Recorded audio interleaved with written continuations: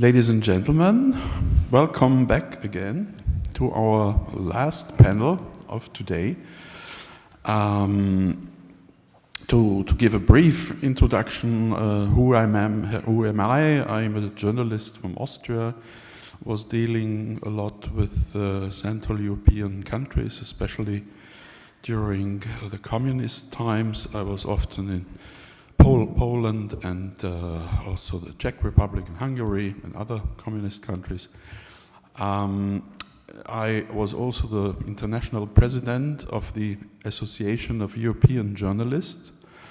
They exist in many European countries, and we have a very strong Spanish section, of which I'm proud of, and also in many countries, and now I'm the honorary president of this Association of European Journalists. So as I'm a journalist, let me start in a journalistic way to introduce this last panel. I was not here on the first day. You have debated maybe also about the 9th of May, which is the famous Schuman Day in Europe. In Russia, it was the famous Victory Day. And you might have read that Putin used this day for his own narrative of history. He again attacked the West and said that the West started the war against Russia. And so he also said that the West took away the history of the glorious Soviet Union. So you can find, by the way, the speech and also other interesting news about that at the platform EU versus Disinfo. I can write it down for you. It is a small but rather interesting team in Brussels by the Council, the European Council, founded. They're about 15 people. They all speak Russian and they follow Russian media. And you can it was translated, and so that you will find also now the speech of Putin in Moscow. And as you also have known, that Putin banned the historical association Memorial, which was founded, I think it was under Gorbachev time, to explore the crimes of Stalin, and only about 2 years ago, it was more or less banned, and the historians had to close the work. So we have a very distinguished panelists here, and I want to give the floor first to Mrs. Olga Hončar. She comes from Lviv, and there she is the director of the Territory of Terror Museum, a memorial museum of the totalitarian regimes in Lviv. So it's not just communist terrorism, of course, also the Nazi times. And she's also the CEO of the Museum Crisis Center Initiative, which arose in the first days of the Russian war against Ukraine. And she's also co-founder of the NGO New Museum and the charitable organization Cultural Heritage Fund of Ukraine. We are very proud and pleased that you are among us. And the floor is yours, Mrs. Hončar. Thank you. Thank you for inviting me, and thank you for this days and conference, share your experience. It was very interesting and important for me to see also Ukraine in your plan of your institution, and of course your work of support Ukraine. It's very important for all Ukrainian people, and Ukrainian people also who stay in Ukraine, like me. This is panel the last, and all of you talk a lot interesting and wise things. And when we talk with moderator about the topic and so on, moderator asked me that I'm share my experience how to stay in Ukraine, be in Ukraine inside of war, and I think is about my personal resistance and solidarity, and way how to survive when you inside of war. I'm director of Museum Territory of Terror, and of course in this conference I can share you information about collection of monuments or some performance which we do in museum, the reflection of past and other project, but war changed all. And a lot of Ukrainians now lost not only their physical life and home destroyed by Russia bombs, a lot of Ukrainians people lost their work and their opportunities to be professional in their area, yes, because a lot of process in Ukraine stopped. But if my personal experience, I'm in Lviv, and we never stop work of Museum Territory of Terror. We reorganize algorithm of work, and I think it's my personal receipt of resistance and solidarity.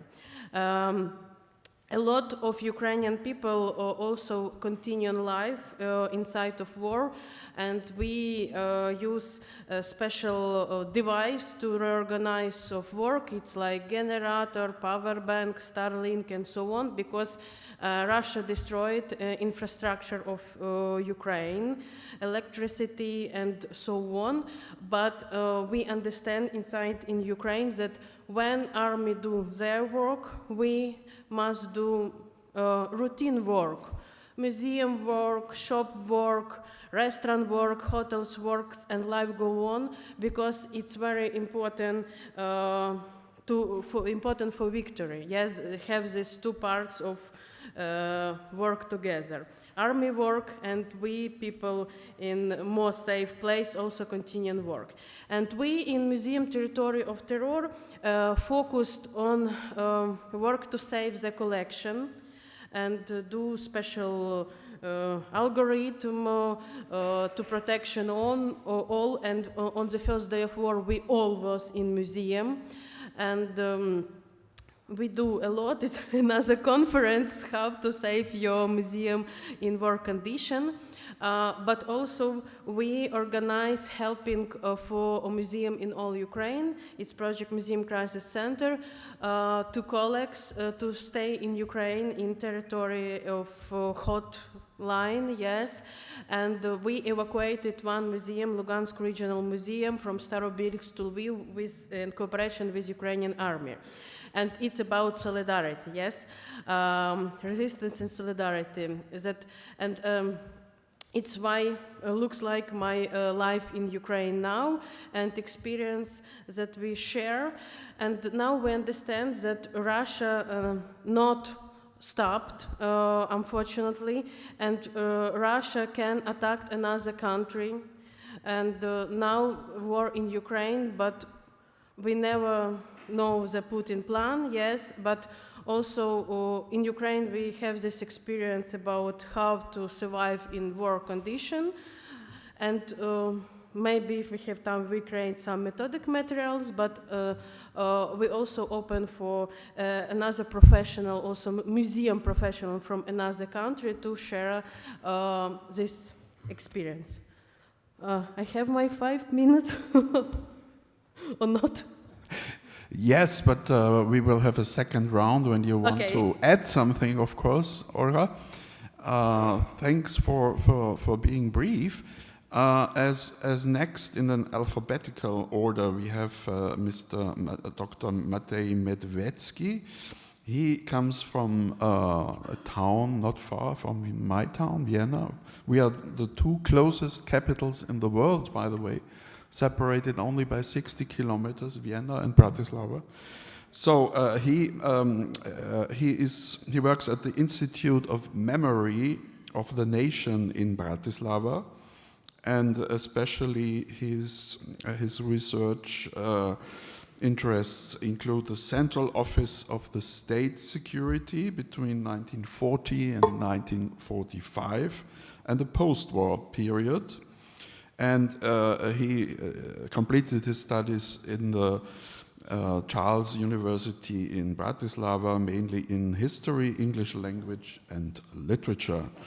So, Matej, the floor is yours for 5 minutes, please.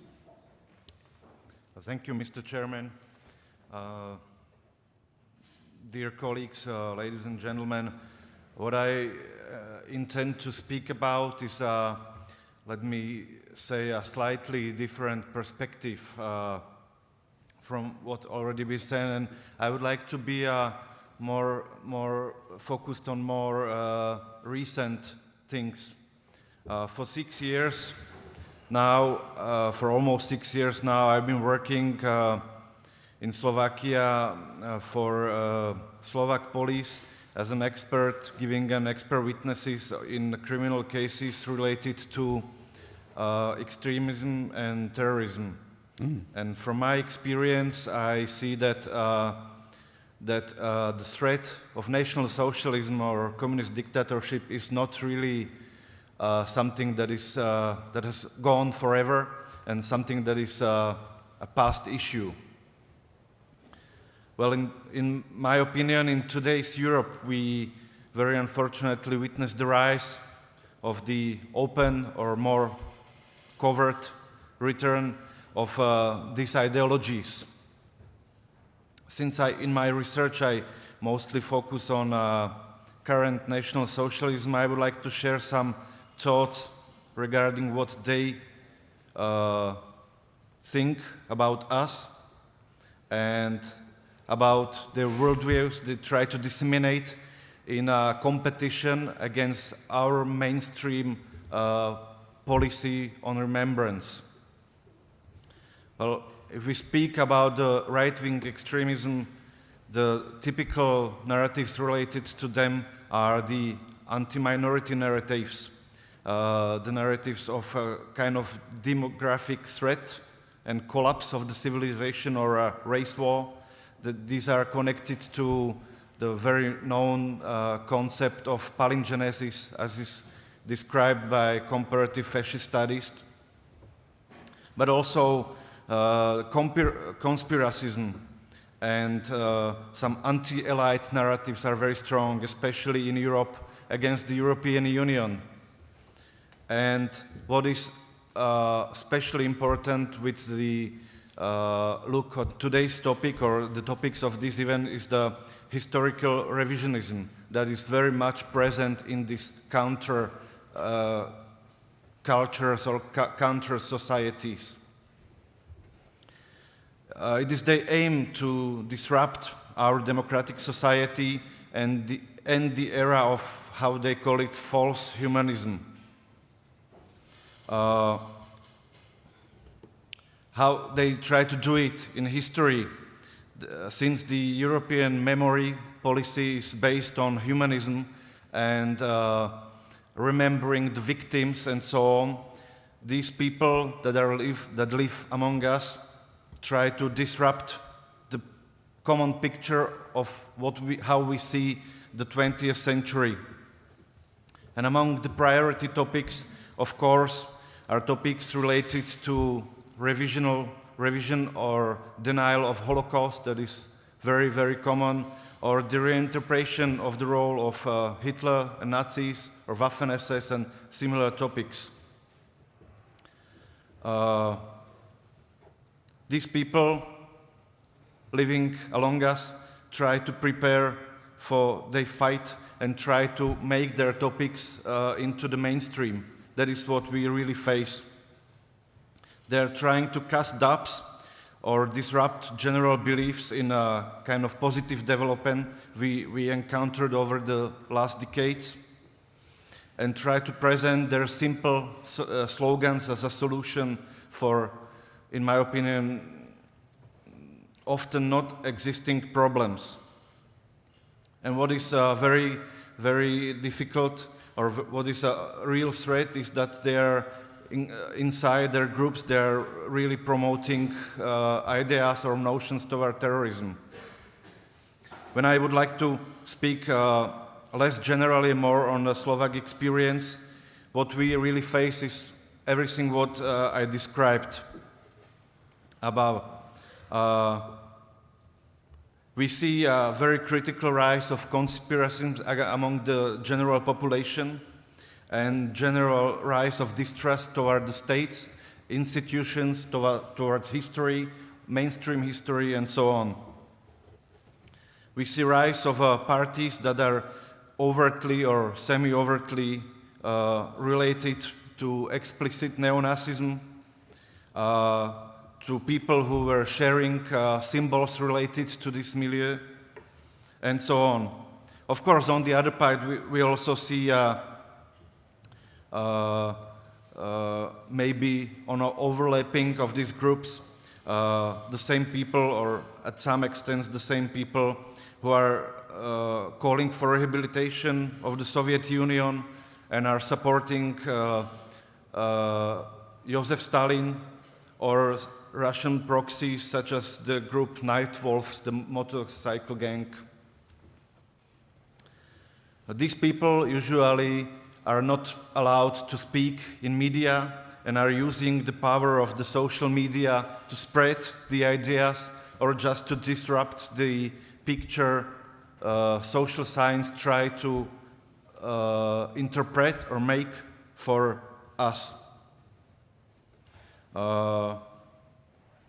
Therefore, I consider it of utmost importance that this conference is held and that we discuss the ideas of how to create an European policy or remembrance, and that we discuss these topics and try to spread it among young people, try to spread it among older people, because old people are very often very affected by or unprepared to face the things that are flowing to them through the social media and so on.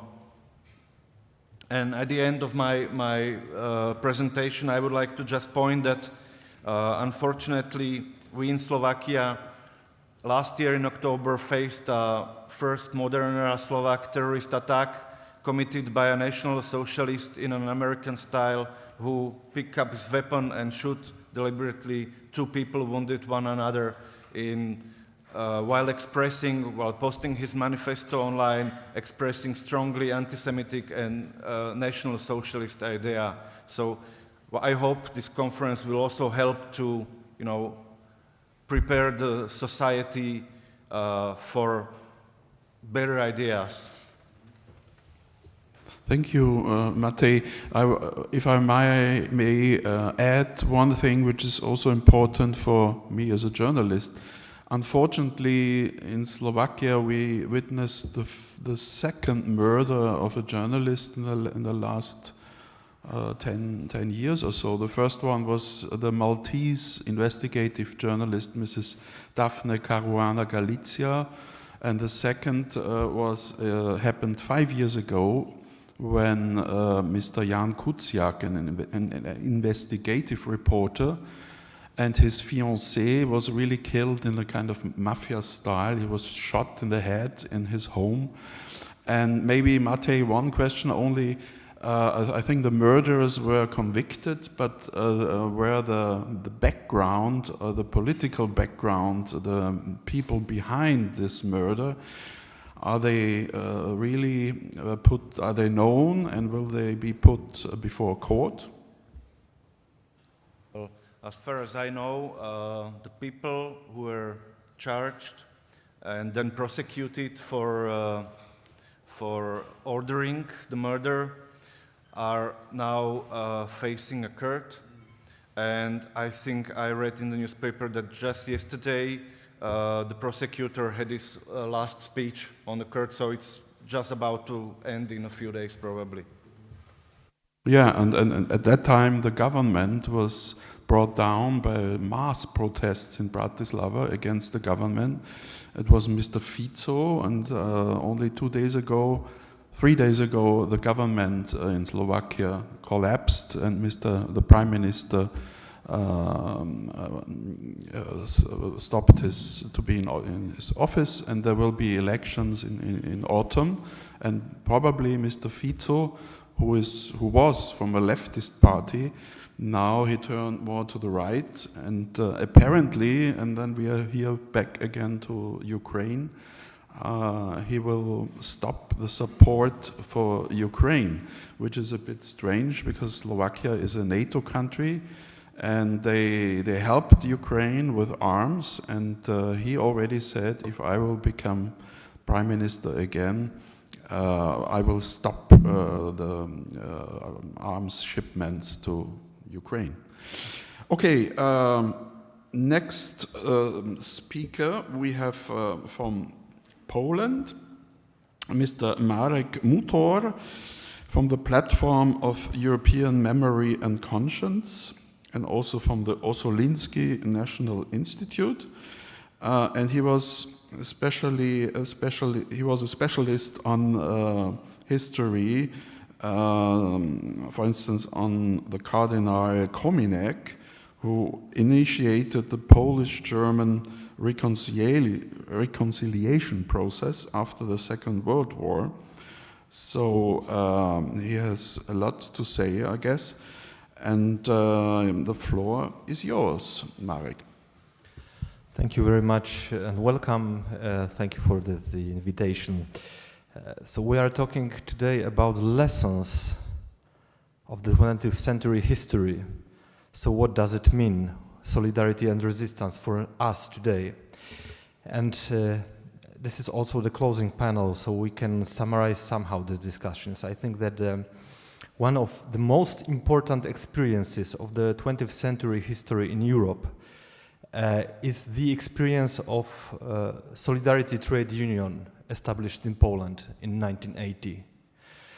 So strikes in August 1980 in Poland led to creation of the multi-million movement, anti-communist movement.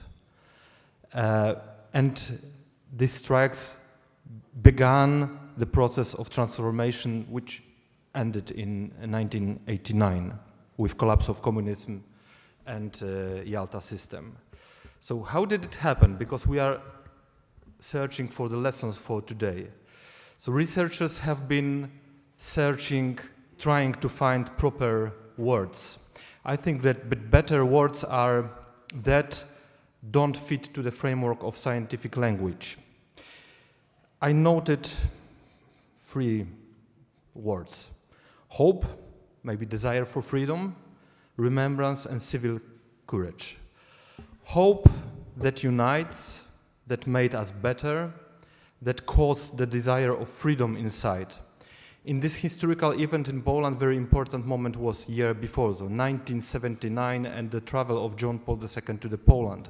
The millions of people could see each other and feel this hope. The second thing is remembrance. Remembrance, especially for victims. The remembrance is very often a trigger for the resistance attitude. And also the example from the history that on strike in Gdańsk in 1980, one of the important plot of the strike was the postulate to build the monument for shipyard workers who were killed by communist authorities 10 years before, that means in 1970, in events, so-called events in December 1917. So remembrance is a very important base for the resistance and solidarity. And third thing, civil courage, the most important, I think. Civil courage, that means that even if I am alone, I can do something. like, for example, bus driver Tomasz Surowiec from Wrocław, from my city, who decided to stop the bus and stop the depot because he heard that his colleagues in shipyard in Gdańsk are on strike. And he said, we have to do the same. And there were thousands of people who did this. So there was the solidarity and the civil courage. So lessons for today. I think that in Europe, we have a lot of hope and desire for freedom, for sure. But do we have a common remembrance, especially remembrance for victims?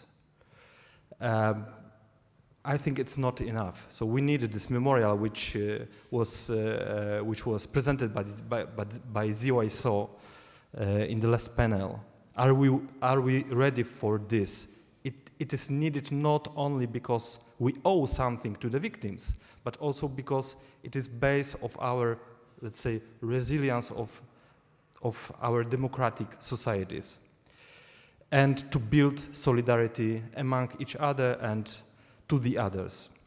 And the most important lessons, so do we have a civil courage? At least, are we ready to give up our comfort, for example, to better help Ukrainian people who are in war now? Are we ready to be poorer because help costs? If we want to help, it costs money. Are we ready to lose our very comfortable economical life in Europe? It is not a risk of life in our case. It's just wealthy. We will be wealthy, less or more. So are we ready for this? So if we are not willing to be poorer, talking about solidarity is worth nothing. So this is the lesson for the future from the past, from the especially past of solidarity movement in Poland. Thank you.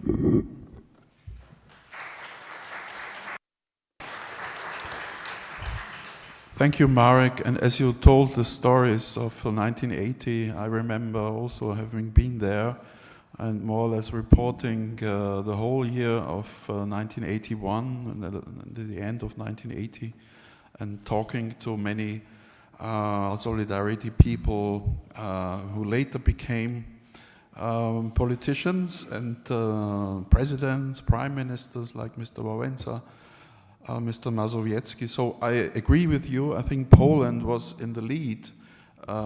Without Poland, there wouldn't have been the turnover of 89, and the communist regimes would have stayed at least longer than just till 89, and the German wall wouldn't have been brought down.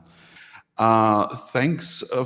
And now we will have, this is an explanation. Mrs. Geraldine Schwartz is now online. I hope she can hear us. Maybe we will see her now. Yes, I think she is here. Hello, Geraldine. Do you hear us? Can you hear us? No, not yet. We can't hear you. Maybe you have to put on the... Oh, yes. Yes, now it works. Yes. Yes. Geraldine, just to present you a little bit, you are a German and French journalist, author, and documentary filmmaker. And you also wrote a famous book translated in several languages, Les Amnésiques in French. That was a book about the millions of supporters of the Nazi regime, not only in German, but also you raised the question of French people who worked for or supported the Vichy regime. And I think you criticized that in France, the debate about the past and about the involvement of people with Nazism was not really put through, as in Germany it was, but rather late, as you wrote, but it took place. Geraldine, we the floor is now yours, and you have 5 minutes, and you are now based in Strasbourg, I think, no? No, I was born in Germany. Strasbourg. I am based in Berlin. In Berlin now, okay. Yes, just right now I'm talking from Berlin. From Berlin. Yes. Hello, Berlin. Yes, hello everybody. Sorry not to be there personally. But yes, I feel, of course, very excited to be part of this panel. I am myself very much interested in the questions of memory work, maybe because I'm the daughter of a French mother and a German father. Maybe we can say the daughter of the French-German reconciliation, which was the condition for the emergence of Europe. I've been aware for, I think, a long time, maybe since my childhood, that it is very important to remember the past in order to shape a future of freedom and peace. Do you hear me well? Because I hear Yes, yes. Mhm. Very good. But just not forgetting is not a sufficient condition to have the past help us make our future better. The key is actually how to be remembered in order to learn from history. And I will try to make a brief presentation about that. Until the Second World War in Europe, remembering the past only served to glorify the nation, to stir up revanchism and sanctify heroes. And after 1945, the trauma of war, of totalitarianism, and the Holocaust gave rise to a new ambition in Europe, the ambition of learning from history. Europe made a promise, as you know, the promise was never again, but never again what exactly? What exactly can we learn from the past? I'll try to put it simply. I think we can learn from the past first to know ourselves better, to know what man is capable of, for better and for worse, and not only acknowledge what happened, but how it happened. So did we learn from history today in 2023? More than decades after the end of the war. In the last years, I would say in the last decade, the memory has begun to crumble, because of partly because of indifferent younger generations who feel a bit distant regarding this past, but also because of falsifiers of history eager to impose new nationalist narratives based on hatred. And we can see that populists are increasingly, or extremists are increasingly successful in Europe with their argument that it is time to get rid of the shadows of the past, either by forgetting the shadows of the past or by embellishing them. In Italy and Spain, for example, the glorification of the fascist dictators, Mussolini and Franco, is spreading at an alarming rate. And in France, the Rassemblement National, which is a political party founded by admirers of the Vichy regime, which collaborated with the Third Reich during the war, this party is at the doors of power. So how could this happen when the memory of the Second World War and the Holocaust seems to be omnipresent in the media, but also in the political discourse, in commemorations, and in fiction? I think the work of memory, which has been done in the last 50 years in Europe, was not in vain, but it did not bear the expected fruit. And I think one central reason is that many people were more concerned with reflecting on what happened than on how it happened, how it was possible. Let me elaborate on that. In our European collective memory of war and dictatorship, we tend to divide the attitude of people into three categories: the perpetrators, the victims, and the heroes. And in doing so, we forget a category which is absolutely central, which I call the Mitläufer, those who follow the current. They are not directly involved in crimes, but through their indifference, their conformism, and their cowardice, they create the necessary conditions for criminal regimes or criminal systems.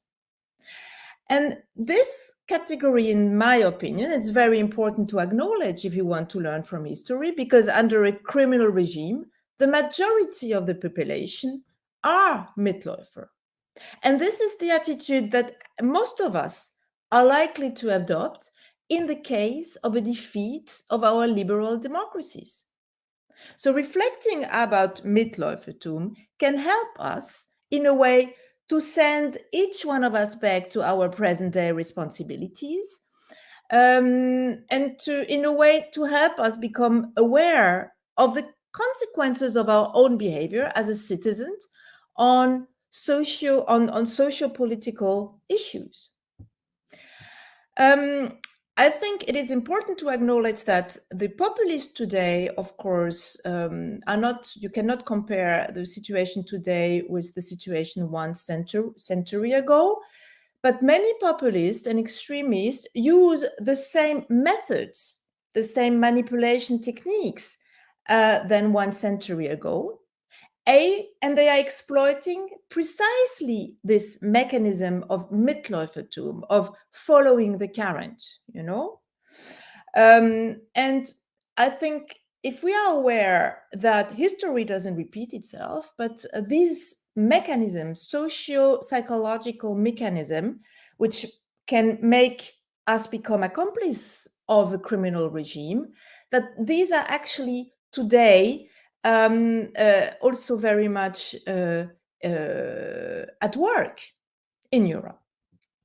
Nevertheless, I want to add a positive note, because I think that the two recent crises have shown that Europeans have learned something from history.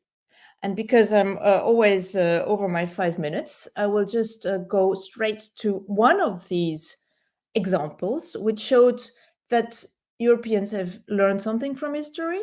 And I think it is actually the Russian invasion of Ukraine. Of course, we can criticize a lot about Europe, but what we have seen is that on one side, you have a leader which is actually totally incapable to come to terms with the past, and this is Vladimir Putin. He believes himself to be invested with a sacred mission of reviving an idealist Tsarist Russian empire, flawless, and he rewrites the past, he embellishes the past. In Putin's hands, history is not only an instrument for glorifying national Russian identity, but it is also a weapon of mass destruction. And so he opened a door that we thought he had closed after World War II. But this revival of archaic patterns clashes with the realities of the 21st century Europe. And we've seen that the peoples of Europe, who now know the taste of democracy, including, of course, the Ukrainians, are resisting. So in a way that we have learned from the past that no ideology, no nationalism, no imperialism is worth sacrificing peace and freedom, and that no past, no matter how glorious, is worth dying for. So we've learned something from history, but we don't know for how long. So this is maybe something we will elaborate on further later.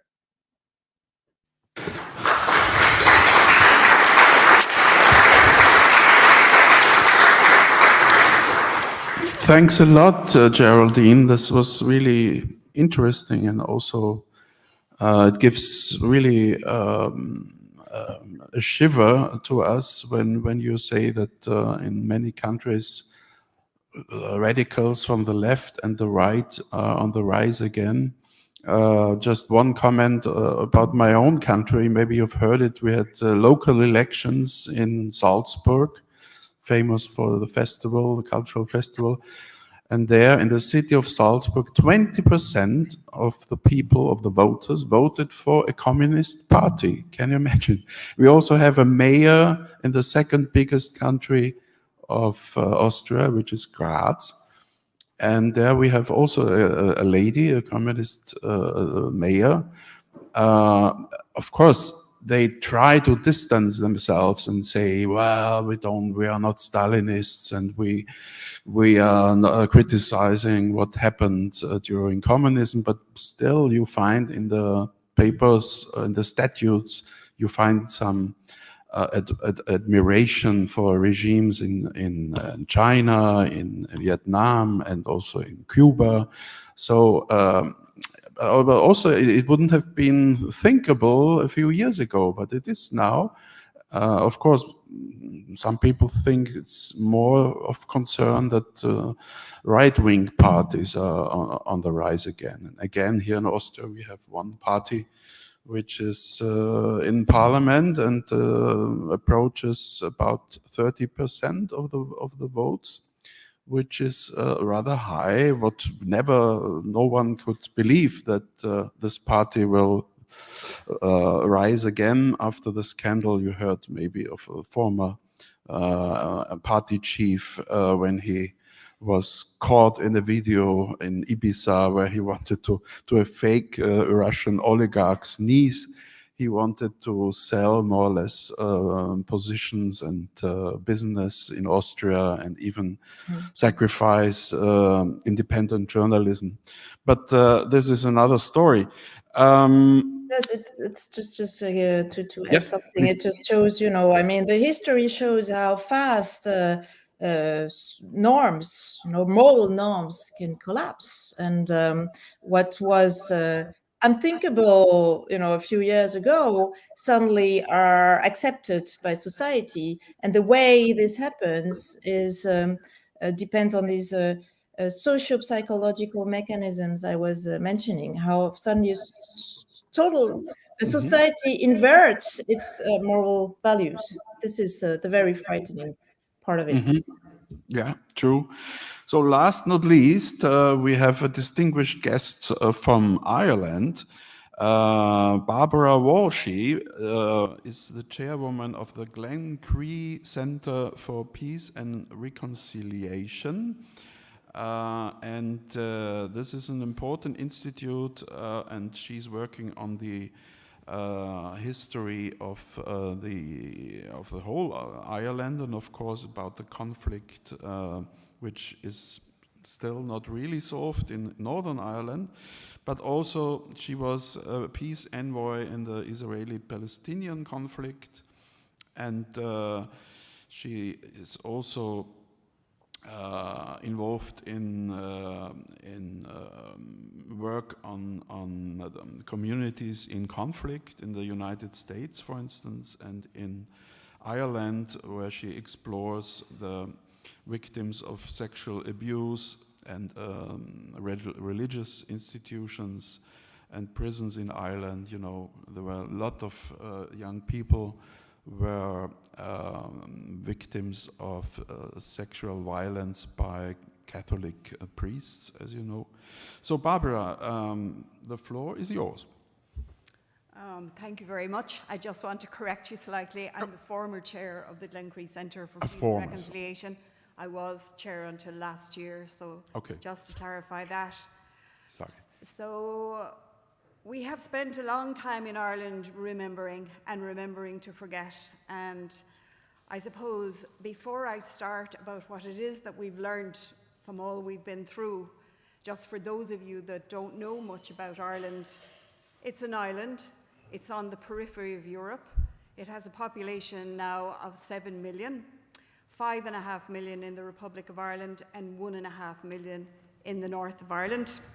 It was a colony of Britain up until 100 years ago. This year we celebrated 100 years since the Civil War, when we fought each other, which led to the partition of the island, and the northern part of the island has been partitioned since. Most of you probably know there was a conflict in Northern Ireland as a result of partition and the repression of particular groups of people, particular Catholics within that part of the island. That led to a violent conflict. That conflict came to an end in 1998. This year we celebrated the 25th anniversary of the Good Friday Agreement, which stopped the violence. And currently we're dealing with the legacy of violence. So we have a lot to say about victims and what it is that they need and what it is that they have said that they needed. And to throw into the mix as well, in 2016, Britain decided to leave the European Union. So basically the border between the European Union and the European was on the island of Ireland. The part in the north, which was British, the part in the Republic, we have been part of the European Union since the early 70s. So our life, in a way, has been on the periphery of Europe. Our migration patterns have been to the UK, have been to America, have been to Australia, to English-speaking countries. The fact that we joined the European Union, in a way, was really very good for us, but aside from being good financially and support that we got from the European Union, it also opened our eyes into another world. And as part of the signing of the peace agreement in 1998, the European Union provided a bigger framework that enabled us to see past our difficulties that we had with our neighbour and to see the world in a much bigger frame. So that's the context, in a way, that we have operated in.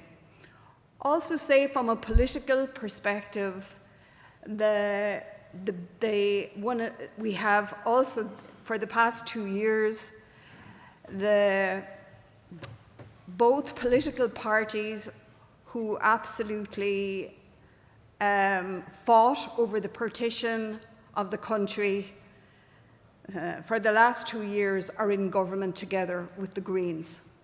So in some way, this is a huge part of some kind of reconciliation between the different perspectives that were fought violently in the Civil War 100 years ago.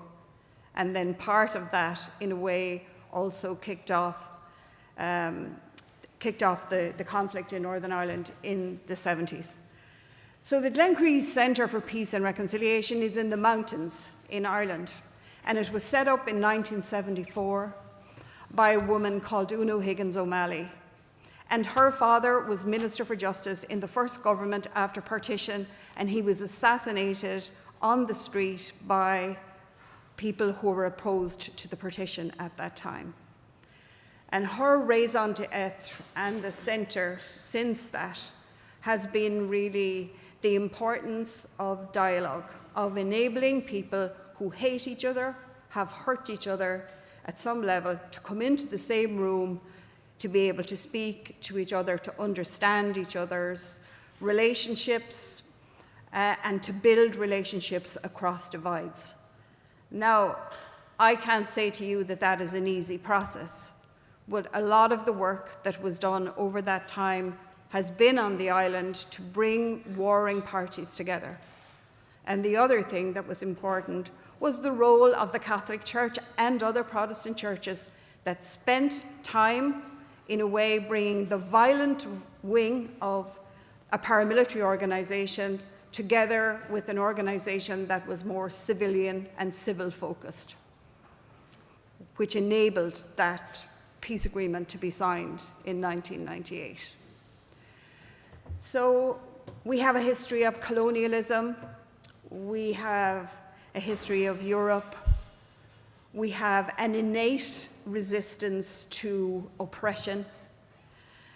So our support, so the country support will be the expression, of course, with Ukraine at the moment, but also with the Palestinians. And that's interesting because the south of Ireland would have a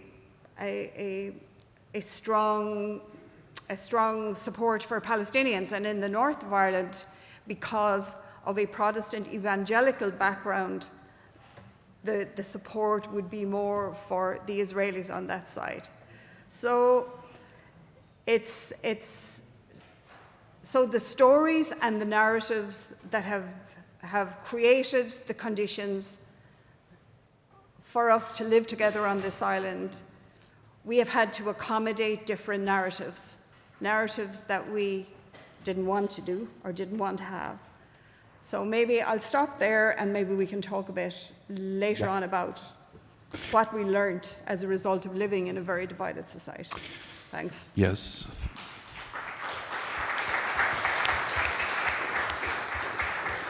Thank you, Barbara, for this first-hand talk from this troubled island, or still troubled island. I was told that Geraldine Schwartz has some problems with her baby. I think that's also the reason why she can't be with us here in person.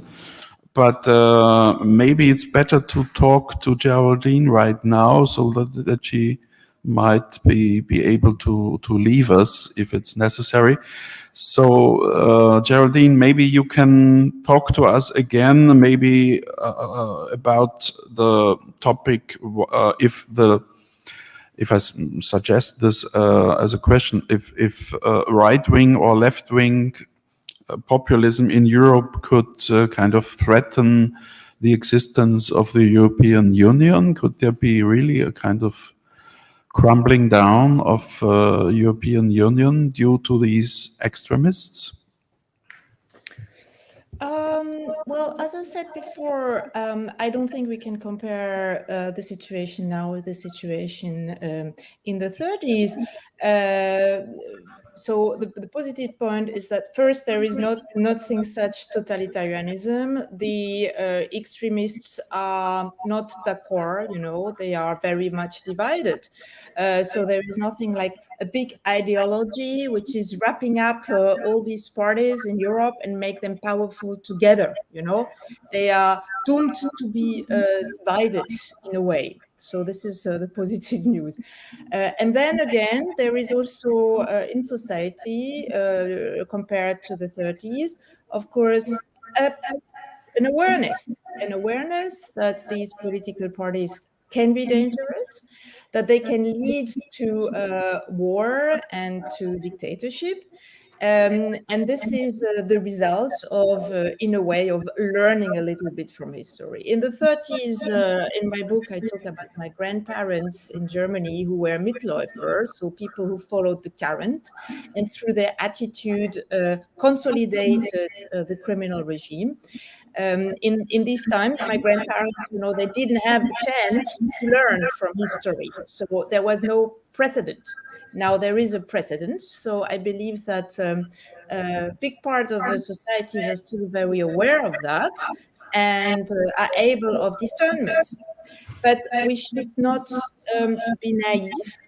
Many citizens are too confident in their institutions and in their laws. And the problem is that the stability of a democracy doesn't only depend on the stability of institutions and laws. Under the Third Reich, one important weapon of the Nazis to convince people was to make crime legal. So you can use laws to make crime legal. And I can see that one maybe of the dangers in Europe is that many citizens are very much too confident in their institutions and their laws, and then don't realize how far these can collapse. Because the democracy, I think the stability of our moral norms and of democracy depends much more on unwritten rules, on kind of spirit, the capacity of exchanging, of arguing, of respecting the opinion of the other. And this is something that I see step by step being under threat in Europe. And then what is important also in the democracy is the capacity of creating a collective project. And also it is under threat because there is the misunderstanding about the notion of freedom. Many citizens think that freedom is personal freedom. So they have personal, individual revendications. And if everybody expects its own wishes to be realized in a democracy, then there will not be a collective project anymore.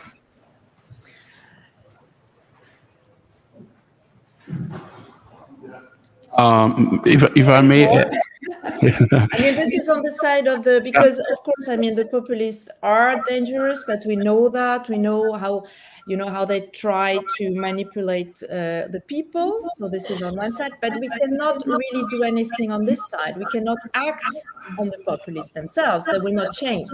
So what we can do is change as citizens. This is why I answered by taking this point of view, that we as citizens have to be aware of the power we have and to be cautious about our behaviors and the consequences it can have. If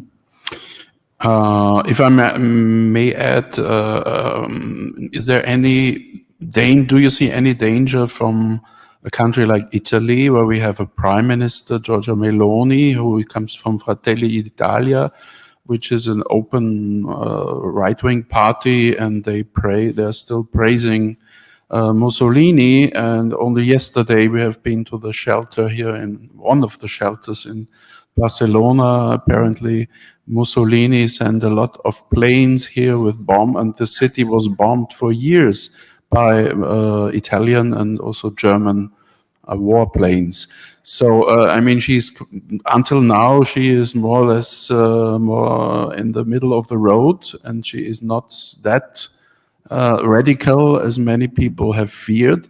But what would happen if in France Mrs. Le Pen would become president of the French Republic? Is there really no danger of EU more or less then collapsing? Yes, of course. I mean, if France, you know, France is one of the founder of the European Union. It is a very important partner of the European Union. If France will be ruled by an extreme right leader, I don't see how compatible this might be with the spirit of the European Union, which was built on the idea of never again, you know, never again extremism, never again intolerance, never again discrimination, while Marine Le Pen's program is based on discrimination. You know, she wants to privilege the French, the native French in the education system, in the health system. So I don't see how it would be compatible with the project of the European Union. But it is difficult, as you mentioned, it is difficult to foresee, because the Italian leader appeared to be more softer than expected. So maybe Marine Le Pen will also once in power, change her attitude. But it is very difficult to foresee. The problem with Marine Le Pen is not only that she's an extremist, it's also that I think she is not very capable in many fields. I don't see her as a good diplomatic partner, you know, on the world tribune. I don't see her as a good economic partner on the World Tribune. So there are many reasons why to be frightened. But I think what is important now is to try to find ways to educate people politically, so that they can protect themselves from these kinds of populist parties, you know. And to shape their awareness. I think this is the priority, our priority now. This should be our priority. Yeah, Geraldine. So you feel free if you have to leave us. We thank you a lot for your participation. If you're still there, maybe I will give you the floor again. But we understand that, of course, your child has utmost importance. So I would like now to give... Maybe to yes. add, of course, this is the task, what I mentioned. It is also the task of the European Union. And I think that the European Union, as far as today, has underestimated the importance of creating a European memory in order to sharpen the awareness of the peoples of Europe towards where they come from and what is the project they are encouraged to build together. And I think this is one of the weaknesses of the European Union, that it didn't, as far as now, it didn't understand that without a common European memory, it will be difficult to shape a common European democratic identity. Yeah, but we celebrated Schumann Day on May 9th, so Schumann was already asking for this European memory and this never again a war between European nations. So I think that we should read it again, and I think the basis of the European Union is valid till today. And hopefully it will not be put into question by but these not in an enforced way. I mean, the European Union should find another way, and not an enforced commemoration. The European Union tried to enforce commemoration of the World War II and of the Holocaust, especially in countries of Eastern Europe, and it failed. So enforced commemoration doesn't bring the expected fruits. We have to find new ways. Geraldine, thank you for now. Thank you very much.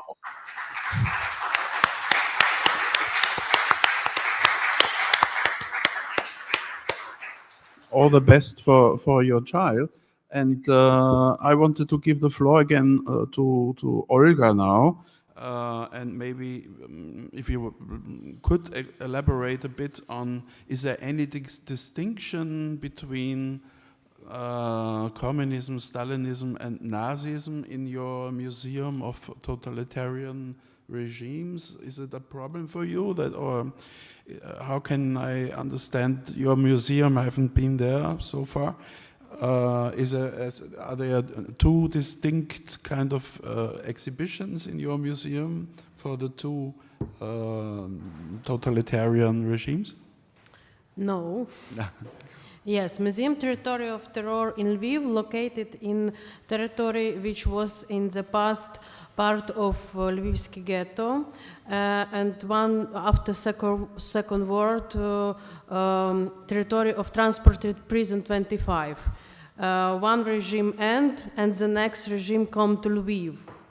And I think it's very important that we showing this continuum of evil also in Ukrainian territory, because totalitarian regime have one instrument, but sometimes change the face, yes, change the face, the logotypes and so on. And I think from this perspective, it's very important now to talk about experience of Ukraine in Second World, because I understand when I'm traveling in Europe that for Europe, USSR is only Russia, and nobody knows about Ukrainian experience and about destroying of territory of Ukraine, dying of Ukrainian people in Second World. And I think it's one of the mistake from this lesson of past, yes. And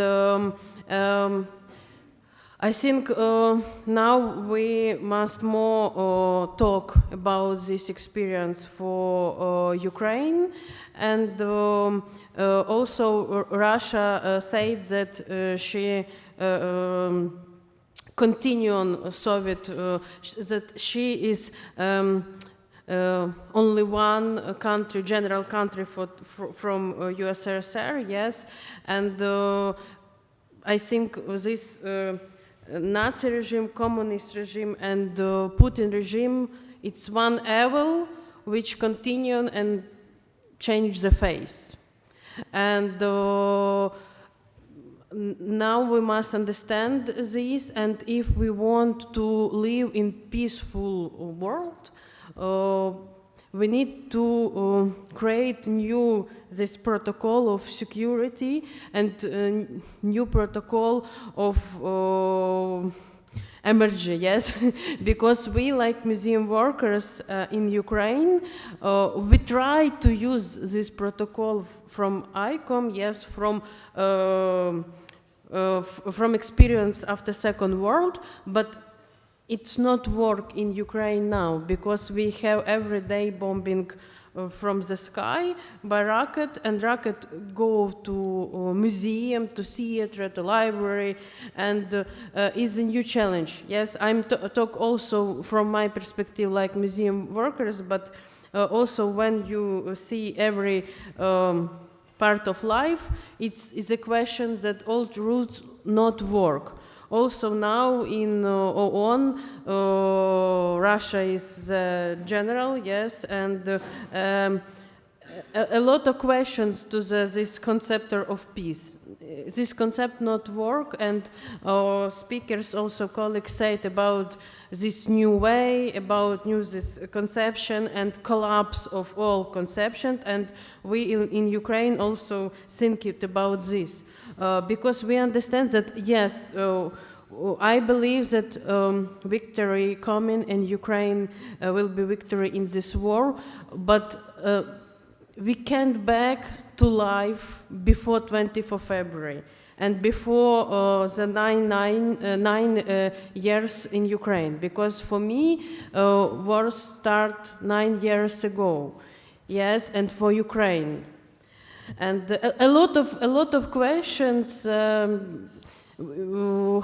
to live in this new world when Russia continue use this rocket and Shahed, and every day we have in telephone apps and see when rocket come to Ukraine territory, in all territory, and is a new challenge. And also I think that rocket also can go to another country, not only for Ukraine, because we not no plan in Putin plan, yes. And I think that the best idea for Europe is diversity. But we need to create this new conception how to be together in this diversity. Yes. Thank you, Olga. Thank you.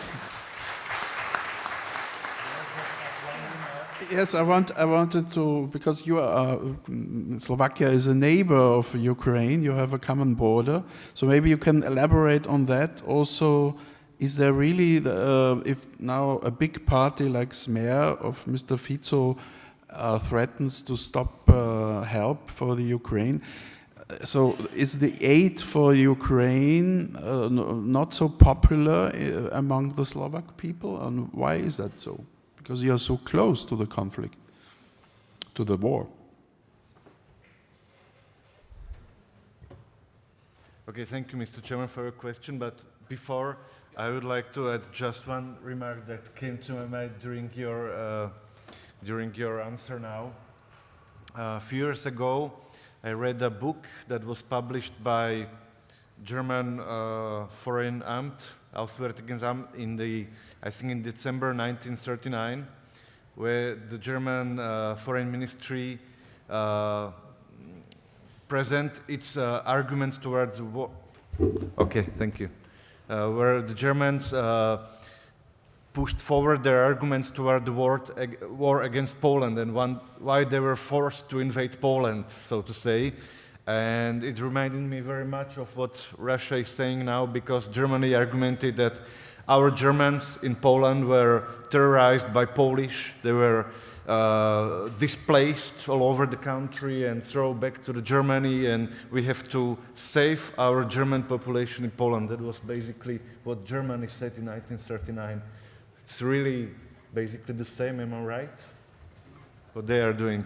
But to your question, I just cannot avoid that as a historian, you know, to have the parallel. Well, Slovakia, unfortunately, is a very divided society, I would say, and we are also very divided when speaking about the aid to Ukraine. In my opinion, Slovakia was helping quite a lot. We provided them arms, we provided shelter for the people and job opportunities for the people, and some help, some financial benefits when Ukrainians try to find living and so on. We, I guess, helped in many ways, but many people disagree with that, and that's, for me, it's of course not understandable, because we would also, you know, some 40, 50 years ago or 60 years ago, our ancestors, you know, were escaping communist regime, or in the 60s we were escaping and going to Austria, since you are an Austrian, and they were living in a refugee camps supported by Austrian government, and we should be, I guess, helpful to Austria for providing our people who decided to leave the country with the help. So, in my opinion, it is a moral duty of all countries to behave in the same manner toward people who are really in need and want to live. So, but many of my compatriots do not agree with that, and instead fall as a victim to the very vivid Russian propaganda that is disseminated mostly on the social networks, and there are still discussions. But of course, I am not a fortune teller or whatever. I cannot say what will happen after the elections in September, and we have to hope and do our best, you know, to have our country to go on with the Euro-Atlantic orientation as it is now. So I hope we will stick to these values and keep on.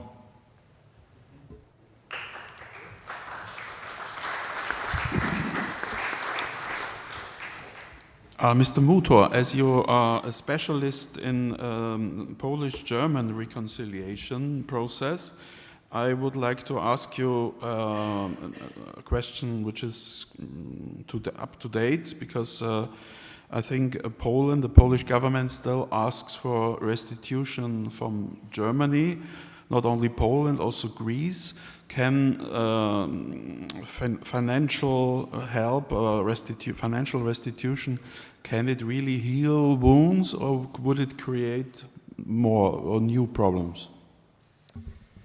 It's a very big discussion about this issue, because we have a, let's say, legal framework. As far as you know, the Second World War didn't end with the peace treaty, and the Poland was rather the victim, not a country which can be a winner of the war.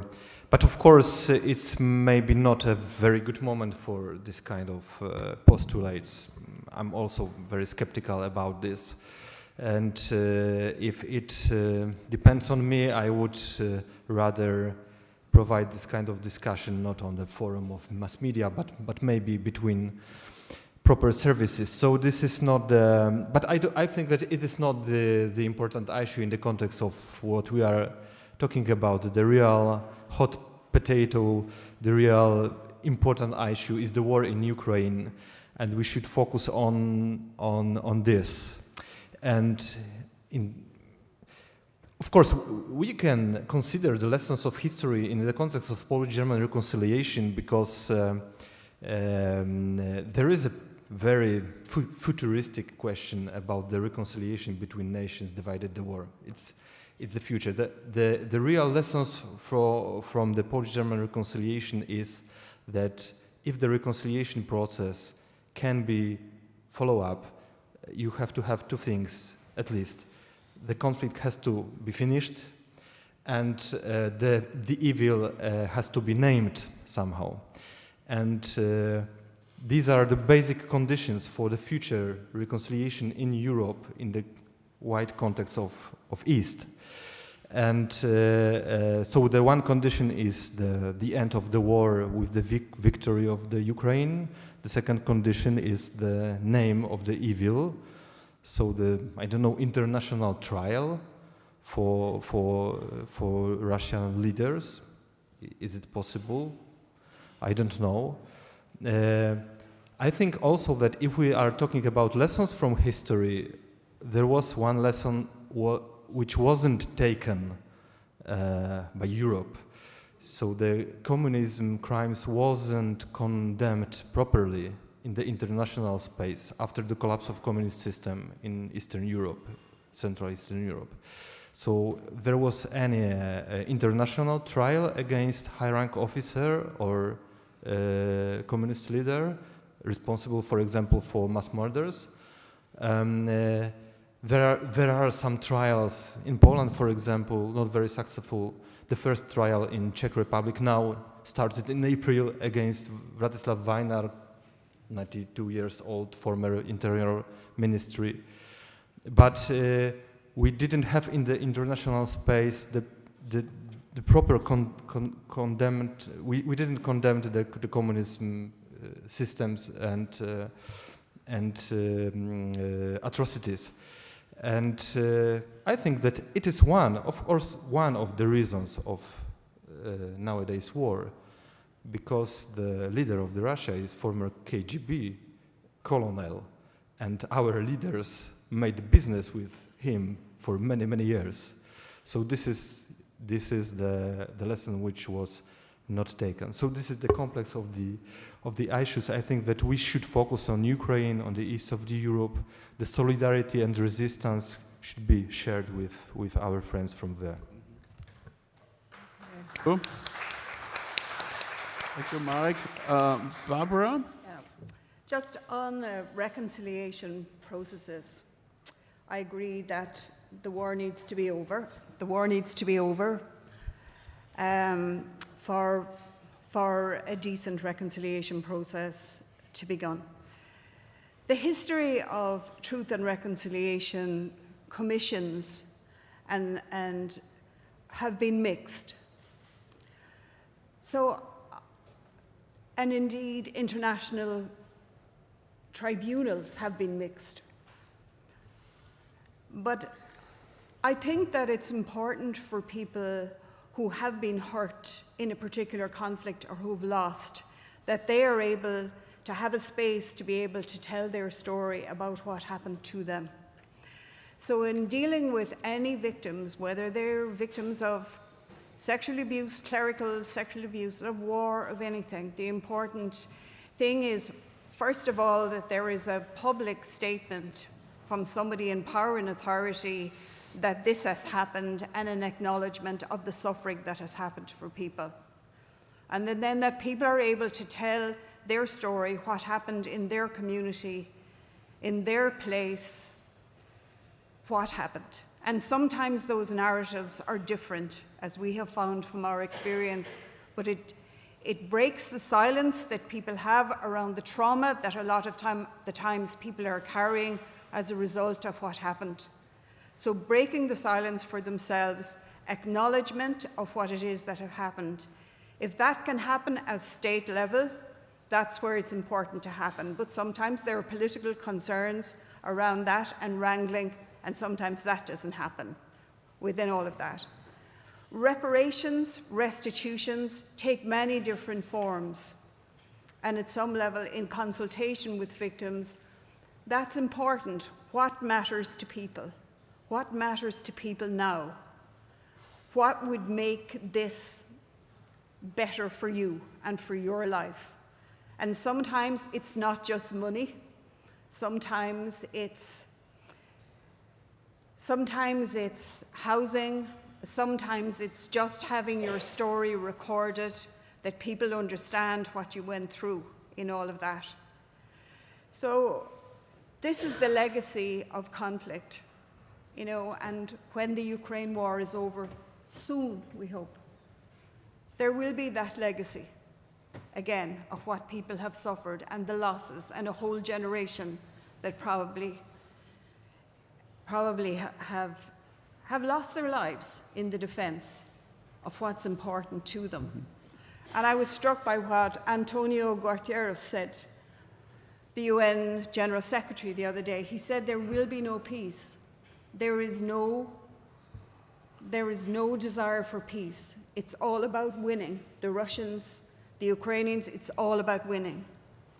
And I suppose what we have discovered on the island that I live on, people say until people are hurt on both sides, we call it the hurting stalemate, then at some level, then maybe people are ready to talk peace.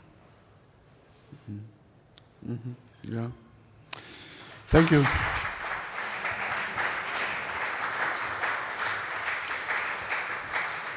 I think we are ready for questions from the public, but maybe just one remark. I see here, and then 1, 2. I just wanted to mention that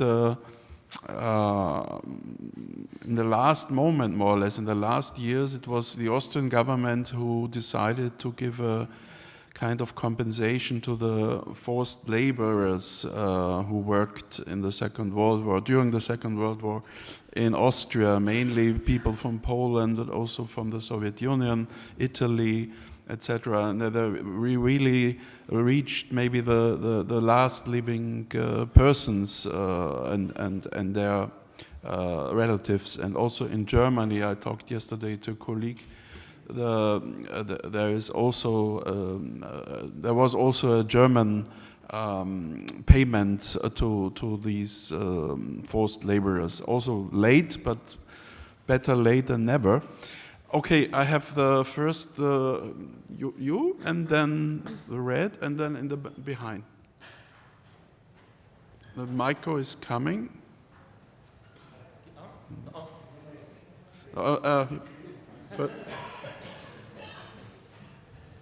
Thank you, Mr. Jandowski, very much. I also want to mention the beginning you inspired me as well when asking this question on observation. Petr Matyáš from the Czech Embassy in Madrid.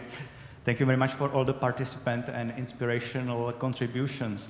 I would like to mention that all of the 4 last presidencies of the European Union, French, Czech presidency, Swedish presidency, and now with great responsibility, the Spanish presidency, are taking place in a very unprecedented, politically and important and geopolitical times. We have witnessed that there has been forged unprecedented unity and solidarity with Ukraine, and it didn't stay only with words, but it's then what I think were the crucial moments in the last couple of months. Also with contribution of Spain during the NATO summit. I would like to mention that granting the candidacy statute to Ukraine and Moldova is unprecedented step, and created the greater frame for the psychological and territorial concept of Europe. Now the task is, of course, consolidating it. Also, the enlargement of NATO has been an important step. So we have this mark of reference, and of course the remembrance and common memory is one of the cornerstone of this inner spiritual consolidation. But what I think, and what I felt from the contribution yesterday, day before yesterday, that even though the suffering has its own part, own personal memory, there is definitely a common desire. I was very grateful for the word hope that has been mentioned by Mr. Marek Mutter, that I think was even in the pain, in the art, we could have always seen the flicker of hope. Mm-hmm. On the political comments that we heard, I think is also important to be ready for the conflicts, inner conflicts that are possibly ahead of us. It's no mystery that, and all maybe for many think tanks comes the analysis that many societies are so-called 50-50 societies, and maybe the need for the deeper dialogue, deeper understanding, deeper listening is necessary.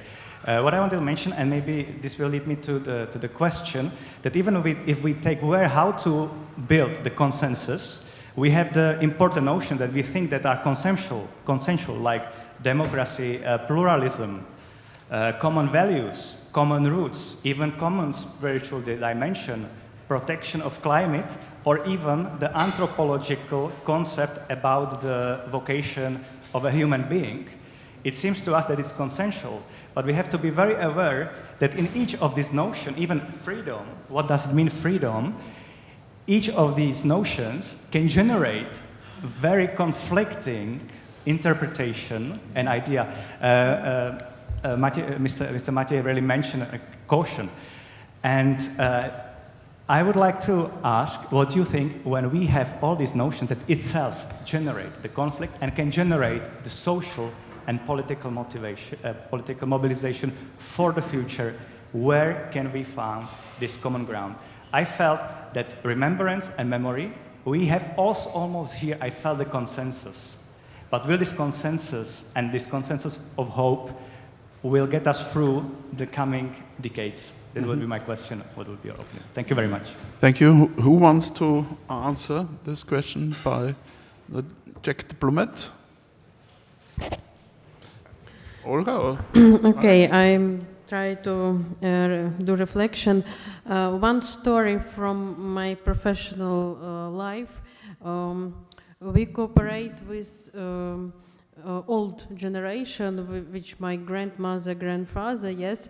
And when this old generation come to museum, one woman said to me that your young generation have a lot of freedom.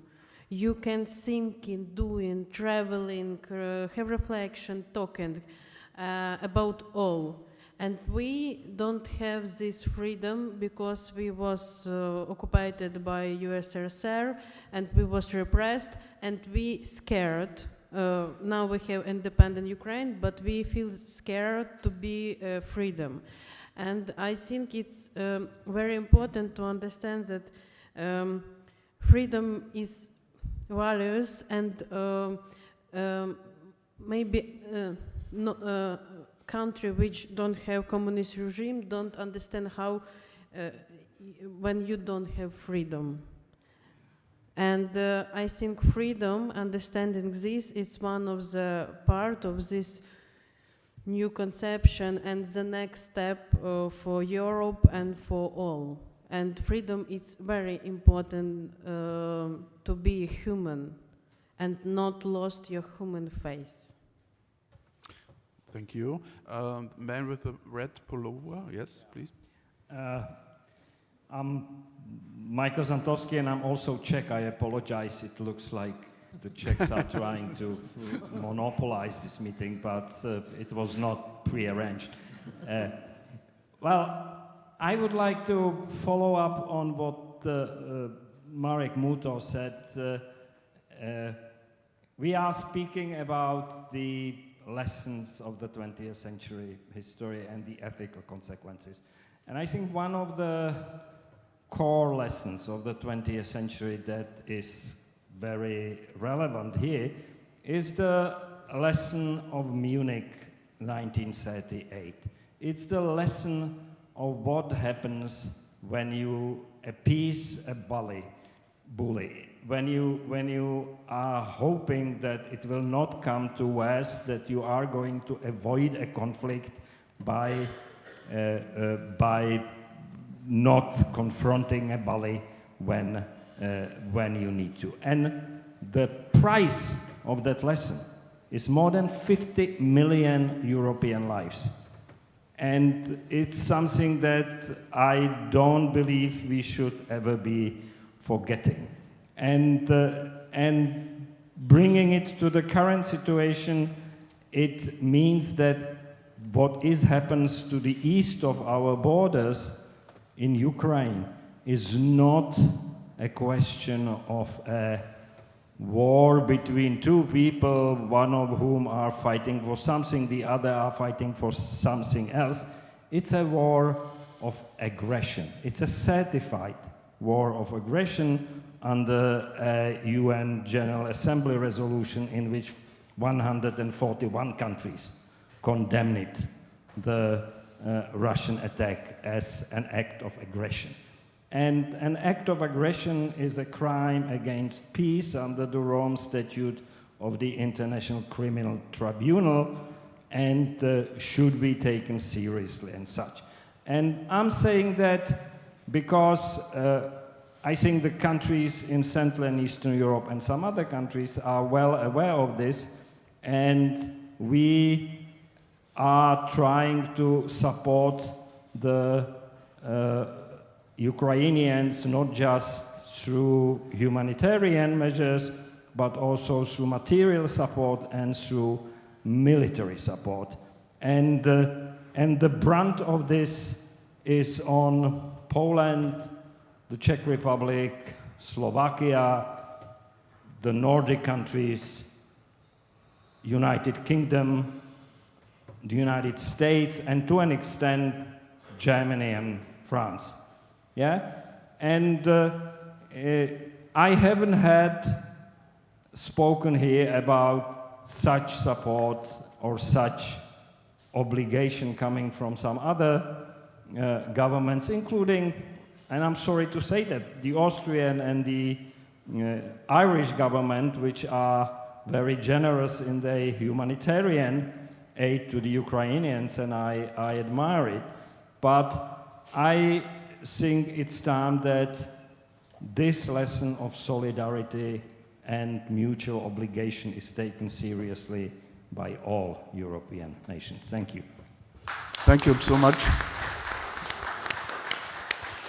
Question in the last row, and then the lady first. Yes.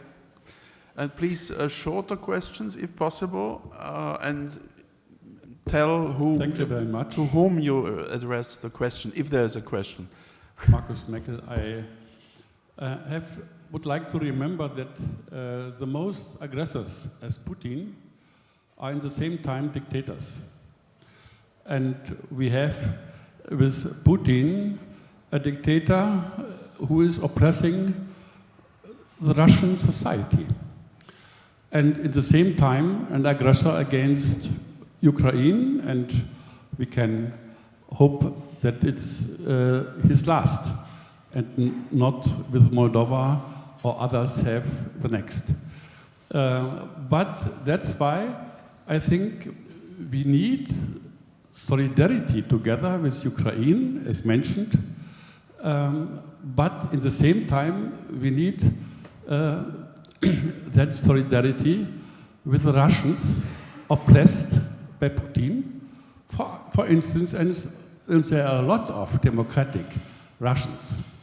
We have it in Germany, for instance. And I experienced last time when we had the anniversary of the starting of the full war against, in February, that we had a campaign and demonstration, and there was a discussion if Russians should speak or not.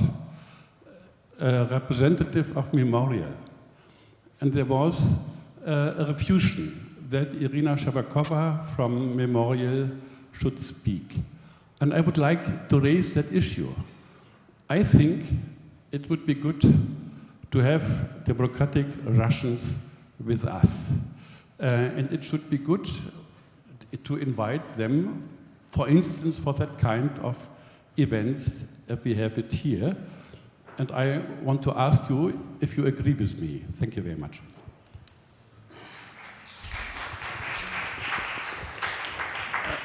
Anyone among us who wants to talk? Barbara? So my response to that would be, I think that we can talk to our friends, but we need to talk to our enemies.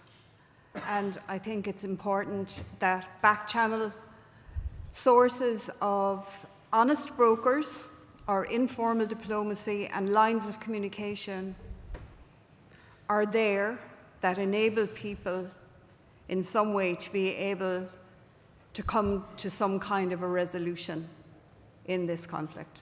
Mm-hmm. That's my opinion. Mm-hmm.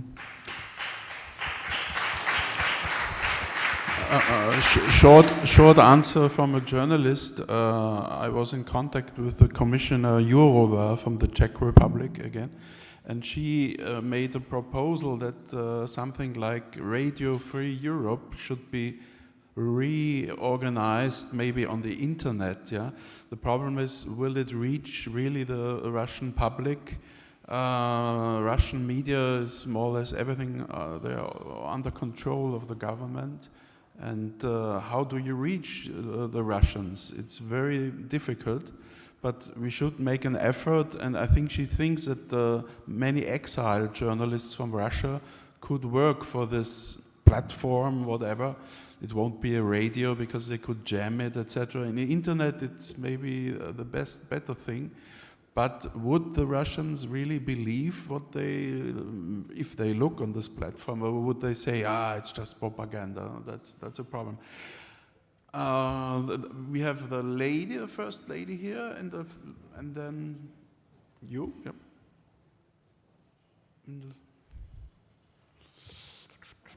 Hi, I'm an undergraduate student writing my final thesis on historical memory and political legitimation. And regarding what has been taught here, I believe that there's two different motivations for talking about the past in the present. On the one hand, there's the restorative purpose, which would mean like trying to build solidarity and trying to shape a better present by remembering the past. But on the other hand, and maybe this is what Putin is doing right now, there's this instrumentalist use of the past, like a selective remembrance of just particular events that go aligned with their national and foreign policy, which may raise more doubts and concerns about what use are we making of this past. So my question is, what are the ethical consequences of this instrumentalized use of the past for certain and particular political motivations besides restorative purposes or healing wounds? Thank you. Okay. Marek, maybe? So, thank you. I think the question is very important, and the answer is, let's say, we can build a very long answer, but ethical consequences of using history in the instrumental way are obvious. This is the war, this is the lack of freedom, this is the, let's say, division of societies. So usually it takes to this kind of end as an ethical consequence. What is important, I think, that we all together, we are dealing with the past, and for us I think it's obvious that dealing with the past, we have to refer to the truth and to right proportions. And this is the basic, let's say, rule which can let us to make this distinction between good dealing with the past and instrumentalization. So the truth and the proportion. I had also, if I may, the additional remark to what previous speaker said about the Russians who are democratic ones. It's very difficult for me to imagine democratic Russia, but I still believe somehow, maybe in the future we will see. But for sure, there are people who are very brave there, because in this oppression, it's very difficult to act. And what was significant, that 2 months before the war, Putin erased Memorial Association. It was introduction, in my opinion, it was an introduction to the war. So the truth is the first victim of the war. Memorial Association was always the group of people who wanted to deal with the truth, the historical truth. So they had to erase the memorial before the war. I think it was very important. And Platform of European Memory and Conscience, the organization which I lead, granted to Memorial Association annual prize. last year, and I think yes, that these people from the memorial circle, it is worth to have them with us on conferences like that. Yeah, we're coming to the man here, yeah, with the gray hair, yeah, and then Drew, and then maybe we have to stop. My name is Oldřich Tuma. I'm from Prague, so another Czech voice. Anyway, I hope in close future Czech Republic will be the full member of ENRS, so we will be more visible. Anyway, but I would have a question on Mr. Chairman, if I may. You seem to be very much concerned about the future policy of Slovakia towards Ukraine. I think Fico's got, according to opinion poll, something like 20% of support in Slovakia, so the things are not that clear yet. But my question would be about Austria and its neutral position. So as we know, the other traditional neutral European countries, Finland and Sweden, completely changed their policy towards Russia as a consequence of Russian aggression against Ukraine. So what is the discussion in Austria about that, and what we can expect from Austria? Yes, very good question. We journalists, we criticized the Austrian government for not being really they even didn't allow a discussion about our future defense policy. Yeah? Some people asked for it, but our chancellor quickly said, neutrality will stay. Yeah? We can talk about it, but neutrality will stay more or less forever. Even he said that after Sweden and Finland applied for NATO membership. So in Austria, a NATO membership is more or less out of the question, and it wouldn't win a referendum. That's for sure. Has many historic reasons also, and it was we lived through it through the Second Republic, but there should be at least a debate. Yeah? We should talk about it. I wrote a comment in the Wiener Zeitung. The oldest newspaper in the world will be closed by the government, by the way, in June. Yes, unfortunately. 320 years old newspaper still being published. Only Hitler stopped it, and now our government is stopping it again. So Austria is within countries, the last neutral countries like Ireland and I think Malta, I think Cyprus, and so we have. Austria supports Ukraine. We have a lot of Ukrainian refugees in Austria. I think it's some almost 100,000 or so, and we give support in humanitarian field, but we don't give any military. But the problem is, we signed. This is interesting. There is a kind of military coalition or a kind of assistance clause, mutual assistance clause in the European Union Treaty. So Austria, in a way, we said, okay, we will support it, but we will stay neutral. But there is already such a thing, meaning if an EU country, God forbids, will be attacked by Russia, even not NATO will have to respond, but also the European Union. So this is a tricky field, but I hope that at least some kind of debate will start in Austria. Let's hope for it. We have now this man, yes, and then lady, yes, very good. Now first the man, yeah. Thank you.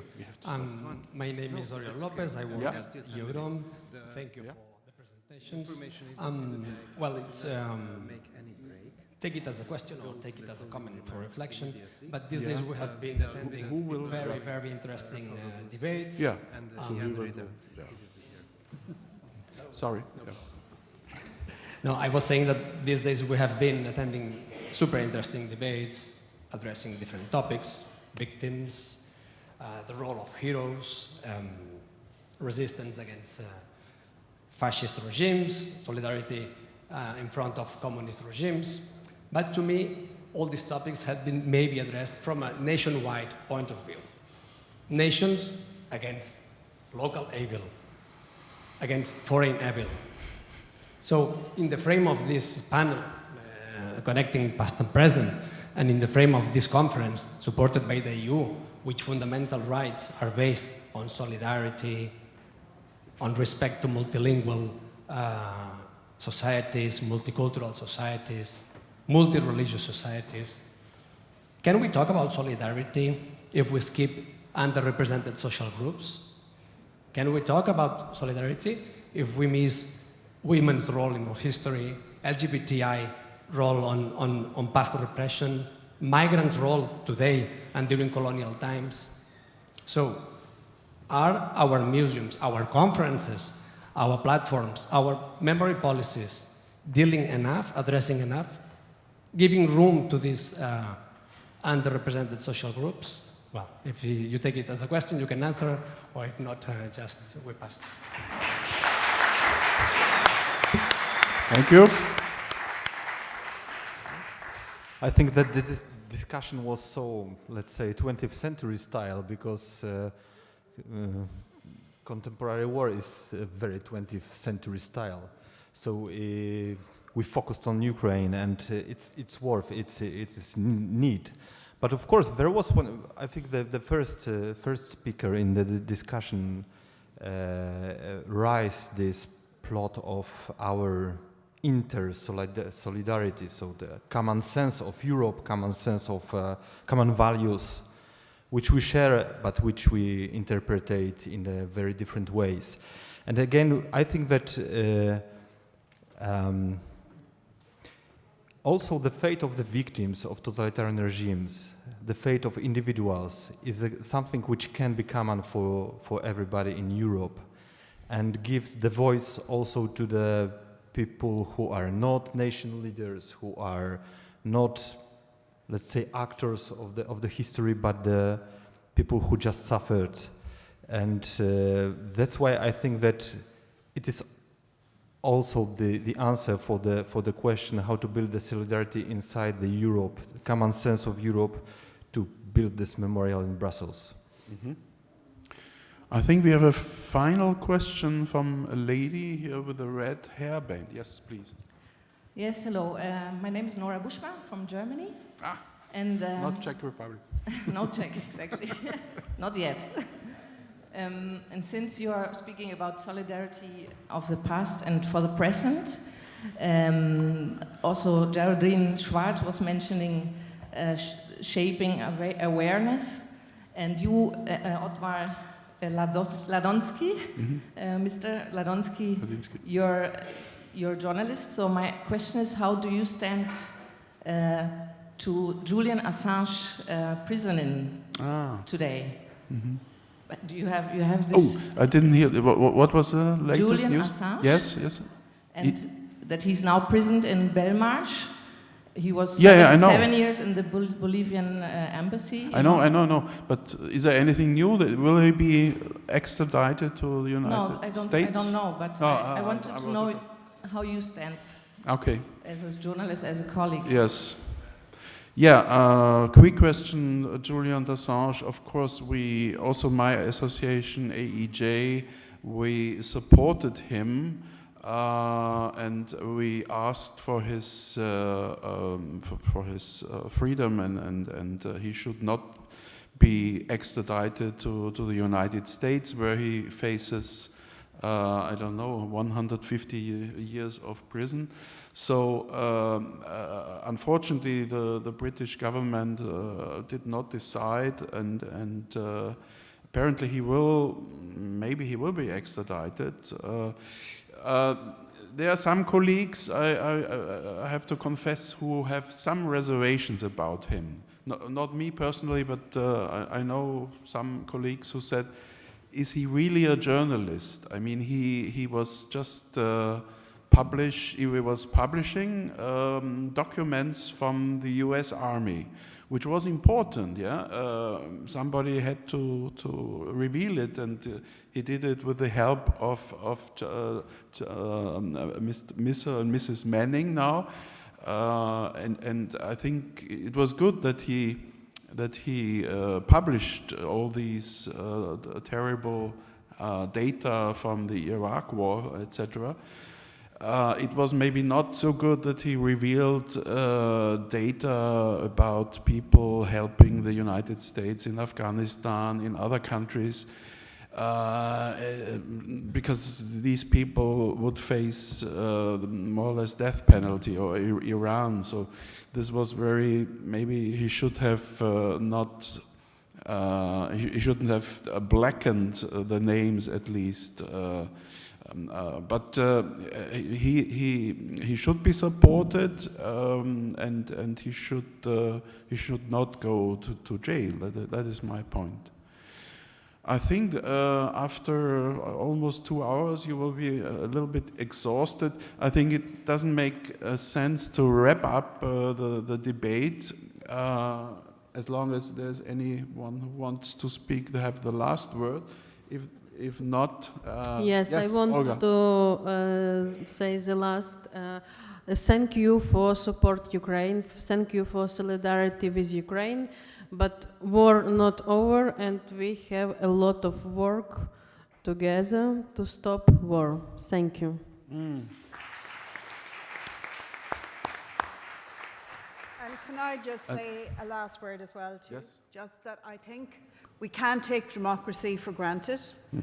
That I think sometimes democracy is not seen as the hero's journey, and that I think if we don't mind it, care for it, operate it, and promote it, it's easy for other narratives to undermine it.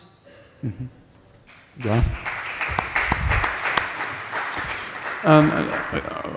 Last remark from my person. I wanted to thank for having been invited.